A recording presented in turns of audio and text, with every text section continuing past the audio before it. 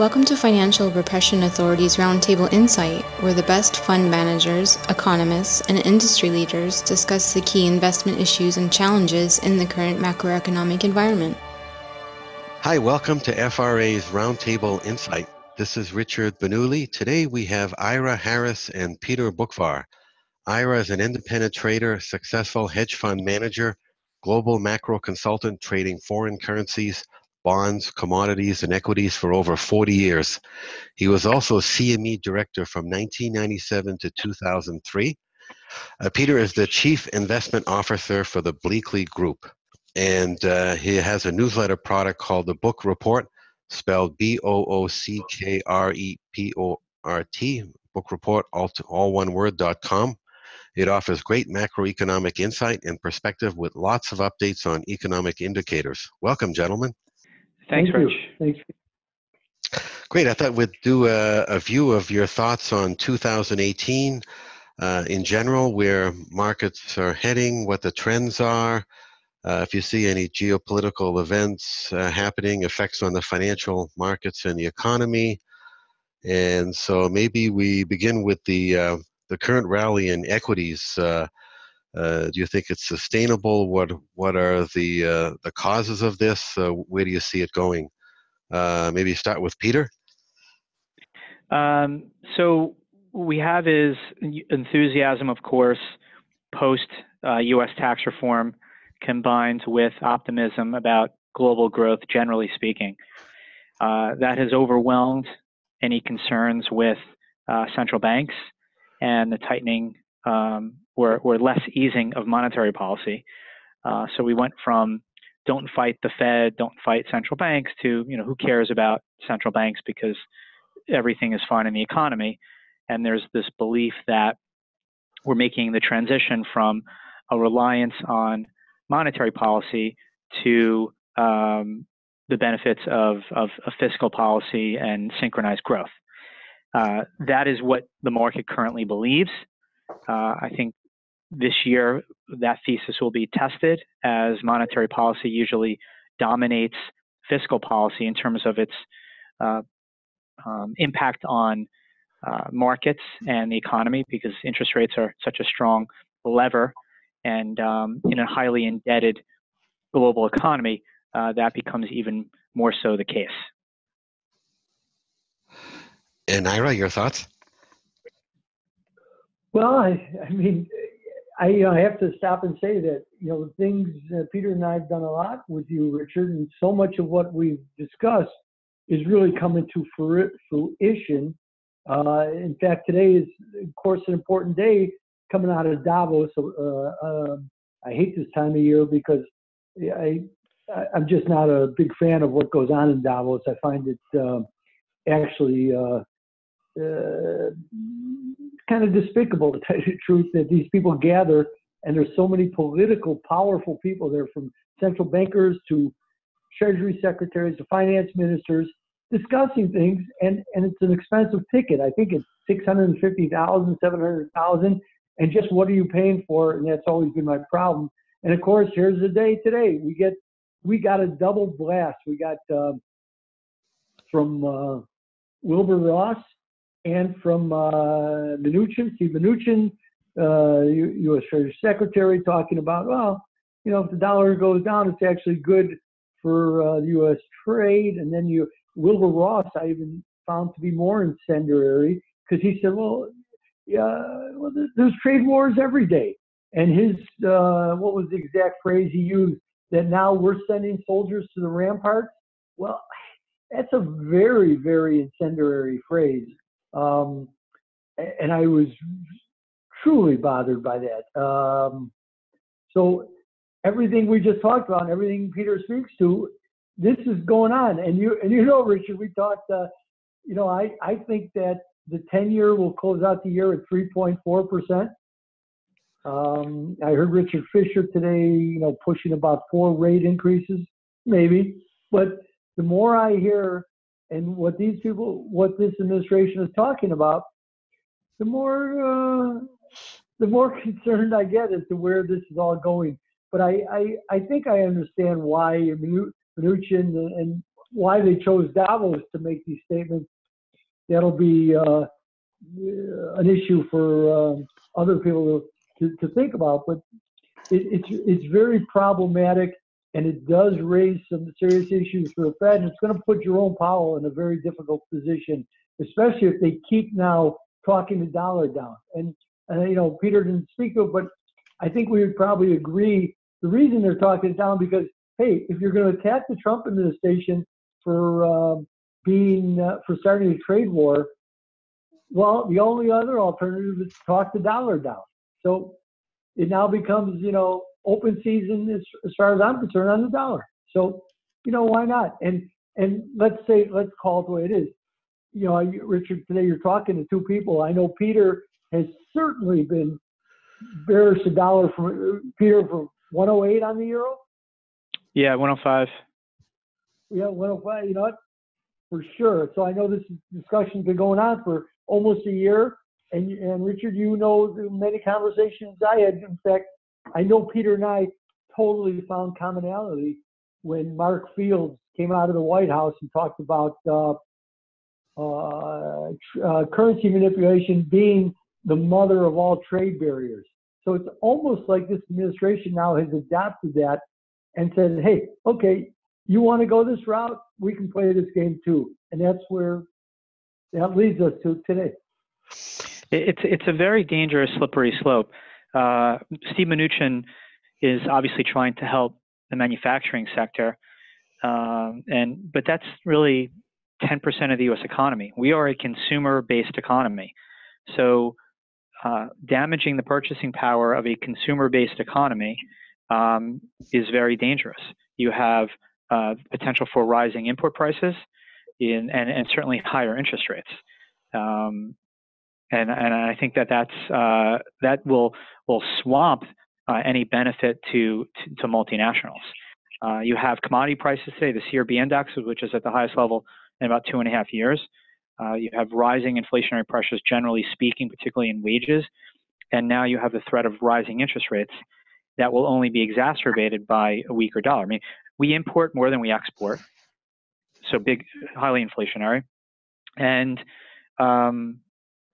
foreigners own a lot more of our assets than we own of their assets. And we rely heavily, particularly in the U.S. Treasury market, on foreign buying of our bonds. You look at last year. So 1 year ago, a European buyer that wanted to pick up some yield bought a U.S. Treasury 10-year at 2.45%. Well, a year later, not only did they lose some principal, since prices are lower, but they just lost 15% by owning the dollar.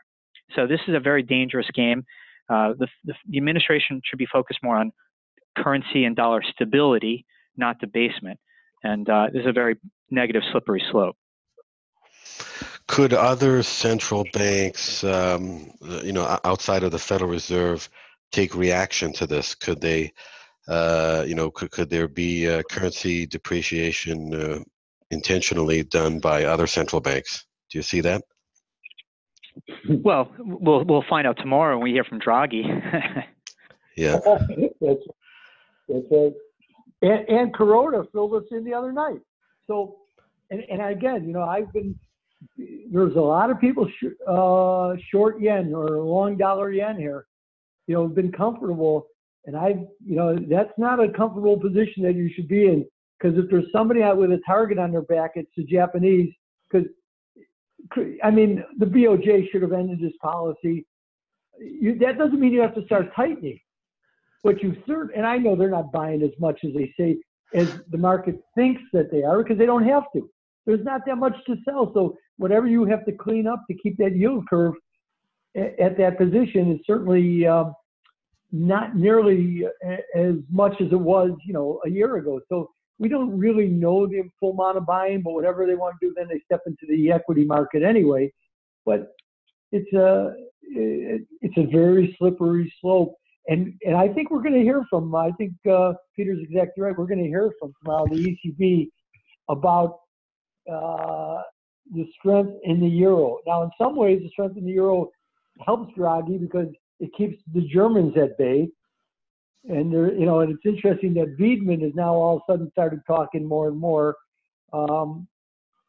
So we'll see, but it does give Draghi some leverage to certainly go, well, we can afford to be more patient. But it'll be interesting to see in his press conference how much he discusses the recent strength in the euro. See, I actually think, and this is counterintuitive, that the strength in the euro actually gives Draghi some license to back away from his policy, because inflation pressures are building in Europe as well. And what these central bankers want, they have to be very careful with, because let's just say they achieve the inflation they want. Well, interest rates are not going to be where they are. If Draghi gets his 2% inflation, the German 10-year is not going to be 58 basis points. It's going to be multiples of that. And we saw in the market data today talking about price pressures intensifying. And I want to bring up also Japan, and I'm going to read from this press release today from Market on Japanese manufacturing. It said, strikingly, output price inflation accelerated to the fastest rate since October 2008 amid sharper rises to input costs. With a low rate of unemployment and sustained growth in official GDP data, inflation pressures should continue to mount. I mean, just imagine if they get the inflation that they're hoping for, what's going to happen to these bond markets. So by having actually a little rebound in their currency, they can maybe moderate the inflation pressures, at the same time giving these central banks an out. Now, of course, central banks won't look at it that way. I'm sure Draghi is going to whine about the stronger euro making it more difficult for him. But I think this is a window that it will give them an opportunity to back away from their policies, because I have to believe that they see the same inflation pressures that we do, particularly on the commodity side, with prices continuing to go up every day, seemingly. So for this year, do you see a trend towards quantitative tightening by major central banks? Well, the Fed is certainly initiating that. The ECB and the BOJ are just buying less, but buying less is still a form of tightening. You blow air in a balloon. If you blow less air in that balloon, there's still air going in, but less air means a contraction of that balloon. And Ira? Well, yes, Peter and I have a little bit of a different view on this, because I still think that Draghi is operating not just on part of his mandate, not part of his mandate, his self-declared mandate is, of course, the preservation of the euro. And I still think that his end game is to put so much debt on those books. Not that he doesn't have it already, he does. That he's going to push for the creation of a euro bond.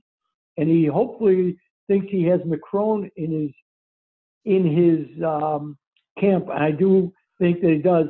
Merkel, I can't tell you what she's thinking right now. She's got some serious issues. Now, she was chirping about some stuff today about globalization and what they need to get done, and are they going to be with a unified banking authority?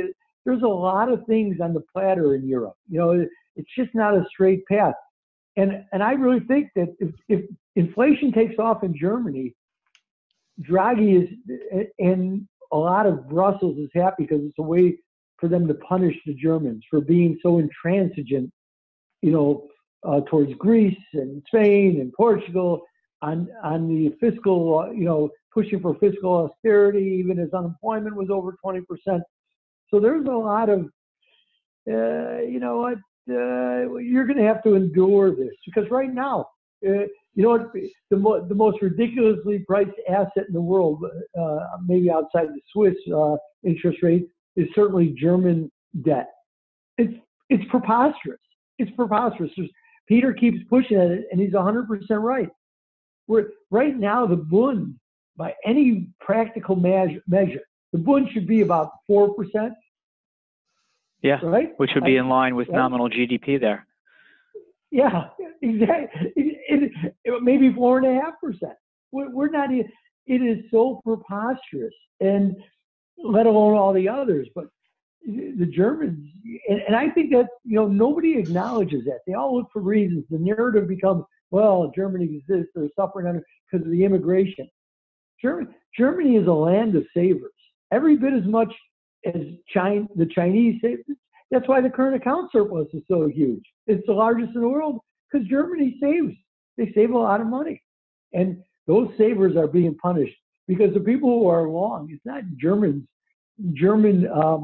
investors who are saving that, who are investing in the DAX and everything. It's German pension funds and insurance companies, but it's not individual Germans. They got beat up so bad in the Neuer market, back in 1999 and 2000. They're not that invested here. So most of their money is in fixed income type of instruments. They're getting killed.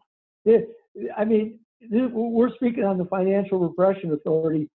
Nobody is being as much as financially repressed as the German population. And that has political ramifications. Will interest rates tend to rise this year necessarily at different points in the yield curve for yield curves across the major economies? Peter? I believe that's where we're headed.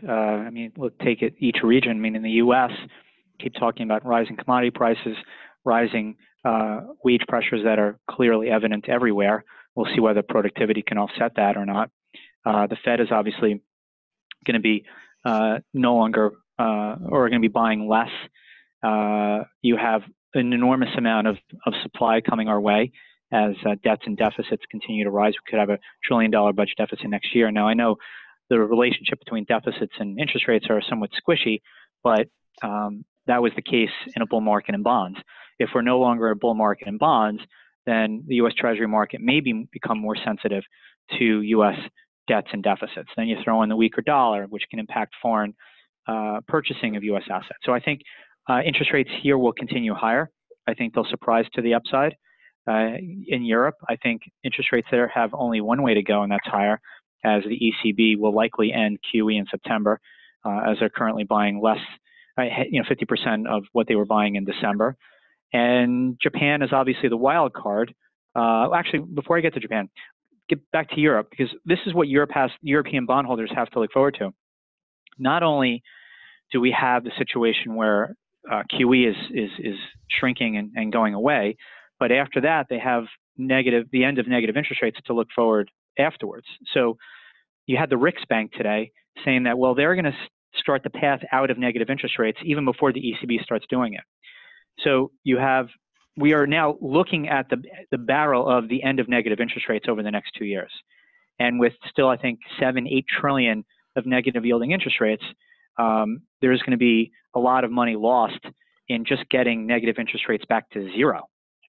So I see only higher interest rates under many different scenarios out over the next couple of years, globally. I agree wholeheartedly with Peter. Richard, I think the 10-year yield, and I don't know, Peter and I have not discussed targets, and I hate choosing targets, but when I got pinned down and I said the 10-year would be at 3.4 at the end of December of this year, I think I'm going to be low. And I think the curve will be back between 130 and 150. I really believe that. And if they keep talking the dollar down, it's going to come about harder and faster, as Peter talked about, that slippery slope. So I'm 100% in agreement. And at 263 level and the 10-year, it's a nice technical level, but we can go a lot farther, and especially as the other central banks step back and are not there buying as much. Now, one of the economists at Davos, we mentioned Davos earlier, is Bill White, the former chief economist for the BIS, Bank for International Settlements. He's now the head of OECD Review Board. Just wondering on your thoughts. He mentioned because of this rising trend in interest rates, there could be some problems on the horizon due to the servicing of debt, the challenge in servicing debt. So there could be a sort of central bank debt trap, if you will. Your thoughts on that, Peter? Well, yeah. Over the last few years, the average duration of credit around the world has gotten to record highs, which means that we're hugely sensitive to small changes in interest rates. And yeah, so I would have to agree with that. I saw some chart from, I think it was Deutsche Bank, saying that considering the amount of global debt, that for every 100 basis points of rise in interest expense, or I should say in interest rates, can lead to a loss of $1.2 trillion on paper. So, we've been addicted and accustomed to extraordinarily low interest rates that has dictated behavior, whether it's the behavior of lending money to a junk credit with almost no covenants, to keeping zombie companies alive, to buying expensive paintings and $100 million apartments in New York City, and we're buying the S&P 500 at historic valuations compared to 1929 and 2000. Changes in interest rates higher, and it doesn't have to be a lot higher, could have dramatic effects on the pricing of a lot of different things, because the cost of money is the most important price and input to a lot of these things. And I think the markets are way too nonchalant with this move in interest rates and this change in behavior with respect to central banks. And Ira? No, I mean, you can't say it better than that. And Bill White, who I have great respect for, as I call him, Mr. Lean or Clean, because in 2006 he wrote that wonderful paper for BIS talking about what the role of central banks, and should they be in the business of leaning into speculative bubbles, or should they just wait and let them pop and just clean? And he, because he was warning what was coming. And Peter, we are addicted to this. And there's a lot of companies, we may as well invoke Hyman Minsky here. In these complacent times, they're so addicted to just taking on more debt. And what are they using the debt for? To buy back stocks and pay dividends. This is so classic that, Ray Dalio, who I certainly respect as a thinker. I've been reading him, following him for over 35 years. And, Jeremy Grantham also. But it seems to me that they're doing a lot of what I call chirping on issues that they ought not to be so being out there discussing, say, well, if you're holding cash, you're going to be sorry. Okay, maybe. But as I think, Richard, last time I was on with you, I did something a couple of weeks ago I haven't done in 9 years. I took the free cash, which is a lot in my trading account, and bought T-bills as my security. I mean, I've been leaving it in cash because it earned nothing. What was the difference? All of a sudden, I said, wait a minute. My daughter called me and said, Dad, 90-day T-bills are 138 basis points. I said, yeah, what am I thinking about? I'm moving, and I'm not the only one, because Warren Buffett said he's got 100 billion in T-bills. So these are more than interesting moments here. I'm not as convinced as of this great melt up as everybody else. I think, Peter's, we're getting to where, as usual, the things start getting called, and as things get getting called, then you're going to be sorry that you own $150 million paintings. We'll see. So could there be a slowdown in asset inflation due to the sort of a quantitative tightening trend? Well, it should, but it certainly hasn't happened yet. The $64,000 question is, when does it matter? And none of us know, but I think we're more confident in that it definitely will matter. And I just think people just have to understand that risks are dramatically rising when you have such extreme valuations at the same time you have rising interest rates and a tightening of monetary policy. But again, the question is when does it matter? And we won't know until it does. Yeah, and that's right. And people say, if they listen to Peter and I talk, they say, well, you guys are just crying because you missed it. let me, for the record, say I have more money in stocks than I ever had. And I am today, before when the market was at its highs, I just by good fortune started peeling back more today. So I'm peeling back into this because I'm going, okay, if I miss the last 5%, I'm not going to be upset because you know what? Because when the break comes, it's not going to be a 5% break. It's not. It may be a 15, maybe a 20% break. And everybody says, well, that puts you in a bear market. I don't know that these rules that people have written really hold in the realm of, I'll use Bernanke's terminology, the zero bound interest rate, the lower bound. I don't know that any of these old rules hold, but we're going to find out. Yeah, exactly. We will find out. Yeah. And I mean, if this were to happen, if there were a significant and fast fall in asset values of asset pricing, could there be a reverse in course by central banks from the tightening back to quantitative easing? Well, here's where it gets really difficult for the Fed, is that the Fed, because they went so extreme and were so slow in removing that accommodation, they've left themselves with very little wiggle room. So in the past recessions, they obviously had a lot of bullets to respond. So if this sell-off is precipitated by higher interest rates, a weaker dollar, and higher inflation, and then the Fed decided to start cutting rates, well, that would be a further mess for the U.S. dollar and potentially even more inflationary and could lead to even higher long-term interest rates. So then what's the Fed going to do? I mean, they're potentially really screwed. And then that also ties their hands with QE that can weaken the dollar even more. So that gets back to the original discussion on the dollar and the administration wanting a weaker one. It really creates a difficult situation for the Fed if the dollar weakness then continues, because it completely ties their hands in responding to the next downturn here. Because imagine them cutting interest rates with an already weaker dollar. That would be a real mess. You know what? And that's Peter's.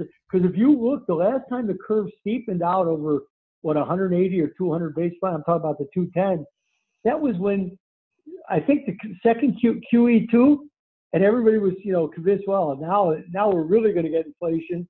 So the Fed, of course, wasn't moving on the long end. And even though they were buying more, people were selling, thinking that inflation was really going to take hold. This has been my, when people say, because as people are smug about, the stock market breaking or possibly, being negative, the other side of the coin has been, people say, well, where's the inflation? Guys, all over the media. If you're so right, where's the inflation? Mm-hmm. And I said, because especially when they talk about gold, but gold's not going to go up because of inflation. Gold is going to go up because the central banks of the world capitulate to a deflationary fear, because that's when gold went up the first time. There was no inflation. Yes. There was a word about that it was a capitulation, and that they would do anything, and I mean anything, right, to prevent deflation setting in. And that's what Peter's talking about. Because if they have to backtrack here now, look out. And could that prompt them to go into extreme negative nominal interest rates? So we get real, sort of nominal interest rates going into negative territory to an extreme level, as if they're cutting the interest rates on the low end to the same extent they did in the first financial crisis.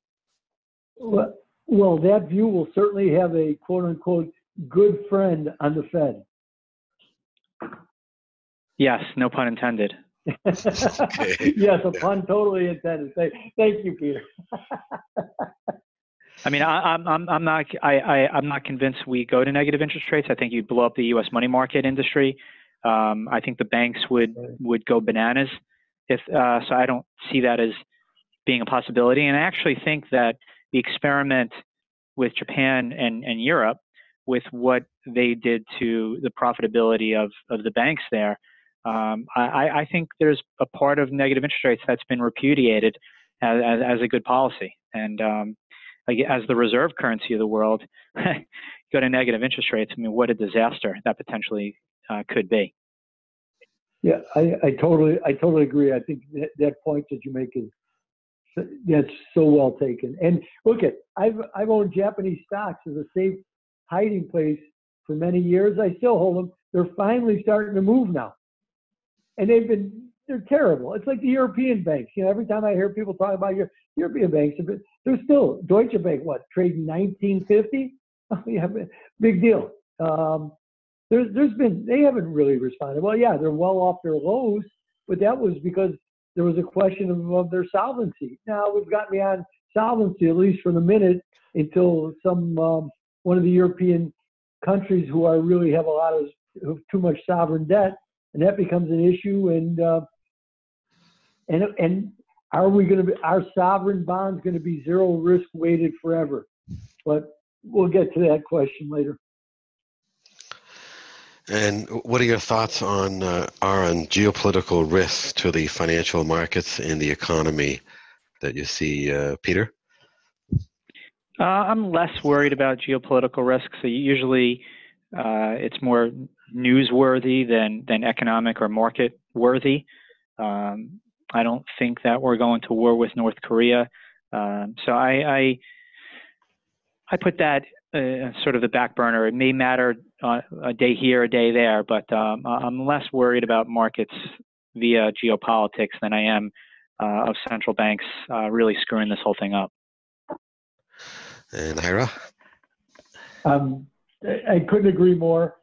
You know what? Richard, I have not to me, North Korea, I had a tripwire of my own for North Korea that my son, who really knows Japan well, he said, look, as long as the United States isn't sending air transports to take people out of Seoul, you don't have to worry about anything. Because there's 150,000 Americans living and working in Seoul. We know what happens if the United States were to bomb North Korea. And I'm just talking about, bunker busters, that the retaliation upon Seoul would be so great that, there's nothing going on there. To me, the most dangerous place right now politically is Europe, because we have those Italian elections coming up, and there's a lot more to possible impact coming from there. Then that's the one. But of course, they can't show that on television. You can't take a picture of what's going on politically in Europe. You can talk about it, but it doesn't have that dramatic effect. So, but I'm with you. There's really nothing now, at least, that, the only thing, of course, is the Saudi-Russia connection and possibly Turkey, but that's with us at all times. And, the Mideast is the Mideast, unfortunately, and will always be political uncertainty, but I don't see much else. Mm-hmm. And what about your thoughts, Peter? You recently mentioned that Europe could be the epicenter of the next financial crisis coming out of the European bond market. Do you still feel that way? Yeah, that's where we have to remember that the bubble this time around was in central banks and interest rates, and just by having a conversation about negative interest rates tells you the bubble we're in, because we know that's the epitome of a hot potato market. So with Europe flooded with negative interest rates and the ECB reversing themselves, that's where I think there's major risk, and I think people have to really focus on that.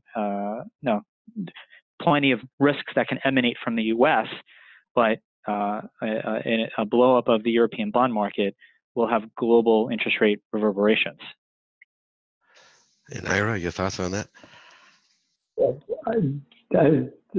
That says it all. There's nothing I could possibly add to that. That covers it. And so, given this view and on the horizon, how can investors protect themselves, or what asset classes generically do you see as making sense in this environment? Peter? I remain still pretty positive on commodities, not just necessarily because of the weaker dollar, but We've seen years of underinvestment. Gold and silver obviously is the way that I'm playing the weaker dollar directly. I think that that will continue to be a good place to be, and I expect much higher prices. I think short-term bonds now all of a sudden pay you something. As Ira said earlier, owning T-bills, you actually get paid a coupon that is at or above the dividend yield on the S&P 500. So those are two places that as a way to protect yourself, so to speak, in this kind of environment. And Ira? Yeah, right. And here we are, really three sophisticated money people, and we're going to park in T-bill, and that's what I'm doing. So it's not a criticism, and yet we know that real yields are still negative on the short end, but it's far better than where we've been. And I'm in a holding. You know what? I'm moving more to cash every day. Whatever anybody else says, this is to me one of the greatest gifts that we've seen. Now, can it be more rational? Sure it can. Sure it can. We know that. But it was like today, when the S&Ps actually came under pressure today, the break was severe, and it actually held at a huge technical level. But we still have 20 minutes left, and while the S&Ps are hovering at unchanged on the day, I'm watching.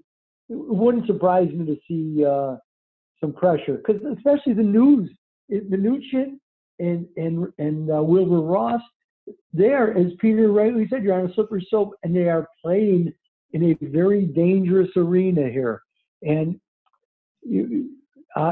this isn't good for equities. You know what? The equity markets are much higher already.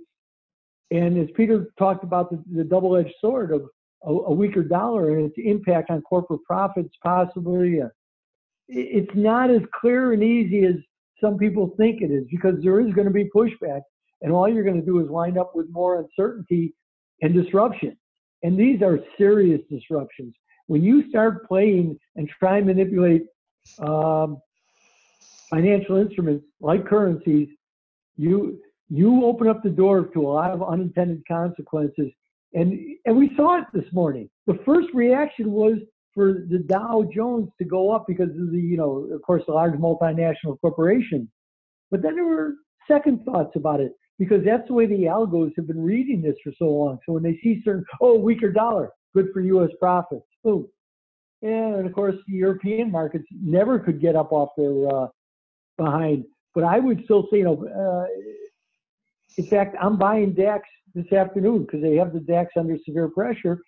But where else are you going to go in Germany? What am I going to buy? Whether the euro goes higher or not, really, to me, unless it goes another 10 or 15% higher, would I even start to even get really concerned about it for European corporations, especially because the yen stays weak. We're not going. Nothing's going on here. But they're good. But they are playing with with not even dynamite. It's behind. It's their nitroglycerin that is far more volatile. And I'm getting very cautious here. Great words of wisdom. Thank you very much, Ira and Peter. And how can our listeners learn more about your work, Peter? You can go to, as you mentioned earlier, bookreport.com, BOCK report.com. And if you want to learn more about Bleakley, go to www.bleakley.com. Great. And Ira? I'm always, I write, I blog, where you can get thinking. And you know what? And I think, the good thing is that people can really get some trade ideas that you can really act upon, rather than just Peter and I are not offering theoretical analysis. I think that there's really bona fide things here to act upon. Great. Thank you very much, gentlemen. We'll end it right there, and we'll do another time as well, another session. Thanks, guys. We'll talk in a few days. Yeah. Yeah, see you Friday. Thank you. The FRA Roundtable Insight Show is for informational and educational purposes only. and should not be considered as a solicitation or offer to purchase or sell any securities. The investments, investment strategies, and investment philosophies discussed or presented on the show each involve their own unique risk factors which are not discussed on the show. Any discussions among the panel participants or responses to listener inquiries are based on the personal opinions of the panel participants and do not take into consideration the listener's suitability, objectives, or risk tolerance. Please be advised that you invest or speculate at your own risk.